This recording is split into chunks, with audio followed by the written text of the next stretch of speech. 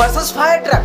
मैं हूँ एम्बुलेंस और मैं हूँ फायर ट्रक। मेरा काम है बीमार लोगों को अस्पताल में पहुँचाना। मेरा तो काम है जहाँ आग लगी उसे बुझाना। जो मुझे पसंद करते हो वो लाइक करो और जो मुझे पसंद करते हो वो सब्सक्राइब करो। चलो देखते हैं किसके फैंस ज्यादा हैं। हाँ देख ही लेते हैं। मेरा आविष्कार 1790 में हुआ और तेरा और मेरा आविष्कार 1960 में हुआ। इंडिया में मैं सफेद कलर का होता हूँ और मेरे ऊपर एक लाल कलर का प्लस बना हुआ होता है। मैं तो इंडिया में रेड कलर का होता हूँ। तो दोस्तों हम दोनों में आपका फेवरेट क्या है जल्दी से कमेंट करो।